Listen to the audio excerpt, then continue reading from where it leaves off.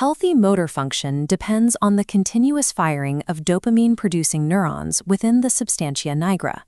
The substantia nigra is a critical region of the brain's basal ganglia responsible for coordinating movement and reward. In Parkinson's disease, these specific cells undergo relentless apoptosis. Apoptosis is a form of programmed cell death that, in this context, causes the progressive depletion of the brain's natural dopamine supply. This chart contrasts the physical progression of the disease against 50 years of therapeutic history. The descending line tracks the loss of neurons, while the fluctuating top line shows how therapies, from early levodopa to modern D1/D5 agonists like tavapadin, manage symptoms. D1 and D5 receptor agonists are drugs that mimic dopamine by binding to specific proteins on the surface of neurons to stimulate motor pathways. Traditional oral meds often produce a pulsatile dopaminergic response, characterized by fluctuating dopamine levels that lead to off periods and involuntary movements. Modern infusions like Vialiv have optimized this delivery to stabilize motor control, yet they provide a symptomatic crutch that does nothing to halt the underlying neuronal loss. Clinical data from 2025 marks a departure from this 50-year history. For the first time, the pipeline is pivoting toward therapies that target the structural causes of the disease rather than its outward effects. This next generation of medicine is built on 3 biological strategies: extracellular protein clearance, neuroinflammation dampening, and circuit reconstruction. Neuroinflammation is a chronic immune response in the brain that can inadvertently accelerate the destruction of healthy neurons. The clinical goal is shifting. We are moving past the era of simply replacing missing dopamine and toward the active preservation and restoration of the brain's physical architecture. The primary driver of this degeneration is the spread of alpha-synuclein oligomers.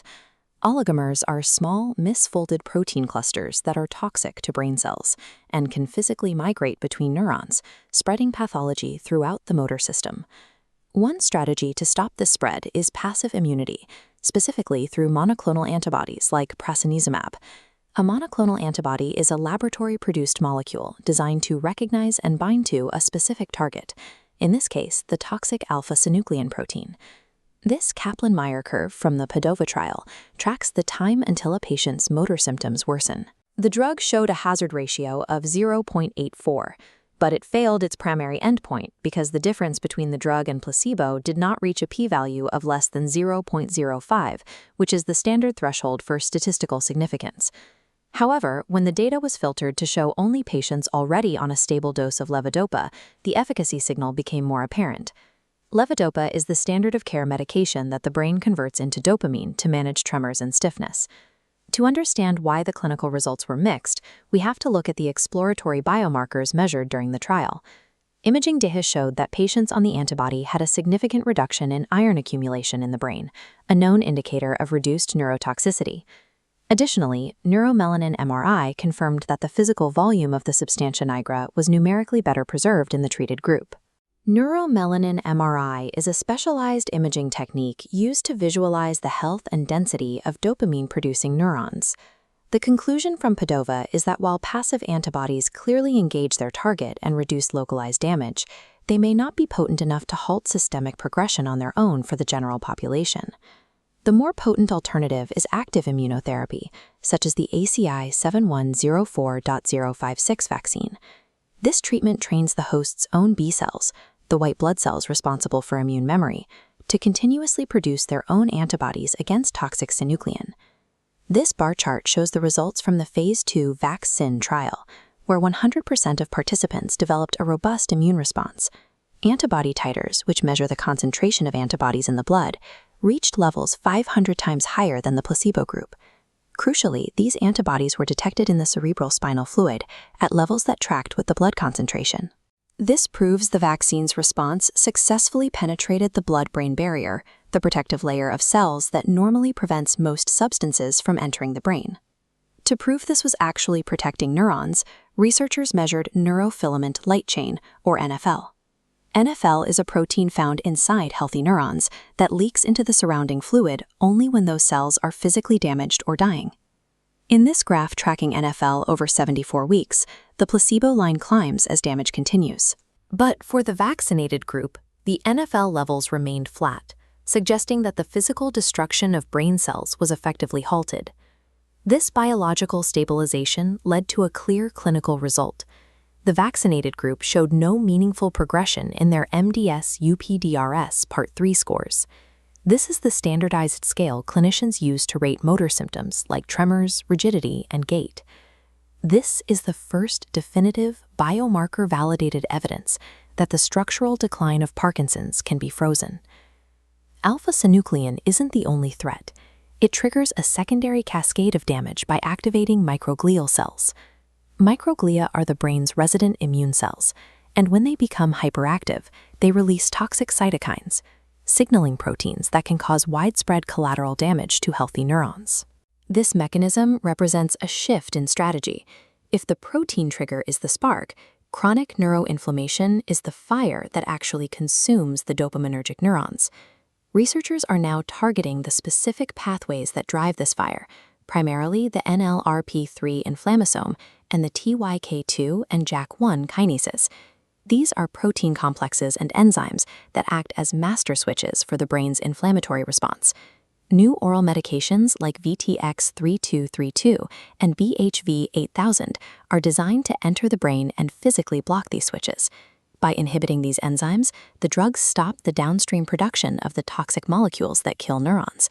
Pharmacodynamic data for BHV8000, which measures exactly how a drug interacts with its target, confirmed it can cross into the brain at effective concentrations. The therapy achieved over 50% inhibition of its targets, which was directly reflected by a measurable drop in inflammatory markers in the blood. Modulating this microenvironment provides a way to protect the brain that doesn't rely on clearing the protein trigger, but instead fireproofs the neurons against the brain's own immune response. Vaccines and anti-inflammatories are protective, but they cannot replace what is already gone. For patients with advanced disease, we need a way to restore function to a depleted substantia nigra. This is the goal of regenerative medicine, specifically bemdaneprocel. This is a stem cell-derived therapy, meaning it uses cells grown in a lab to create new, healthy dopamine-producing neurons. These new cells are surgically grafted into the putamen, a critical part of the brain that coordinates movement. The putamen is the primary target for dopamine. By placing cells here, surgeons can bypass the damaged substantia nigra and rebuild the motor circuit. SAES-1 PET scans, imaging tests that track metabolic activity, confirmed that these transplanted cells not only survived, but integrated into the existing brain tissue. This integration resulted in a significant clinical gain, with high-dose patients experiencing an average of 2.7 additional hours of stable motor control per day. Similar results are being sought through gene therapies, like AB1005.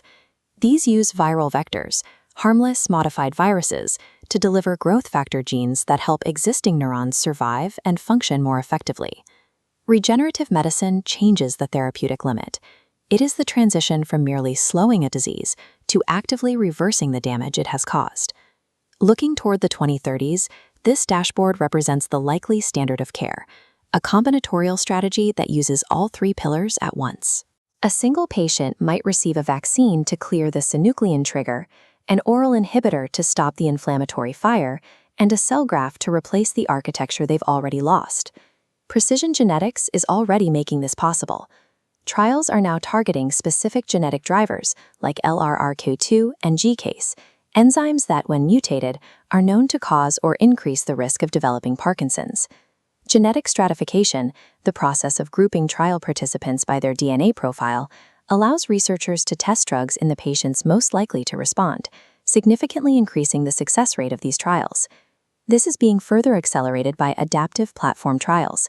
These are large-scale studies that test multiple different drugs against one single placebo group, allowing researchers to quickly identify and advance the most effective treatments. The most significant change, however, is the validation of structural biomarkers like NFL and neuromelanin MRI. Because of these markers, we no longer have to wait years to observe a patient's physical decline to know if a drug is working. The ability to quantify neuroprotection in real time has removed the 50-year barrier of the symptomatic ceiling. It ensures that the next generation of therapies will finally treat the underlying disease, not just its shadows.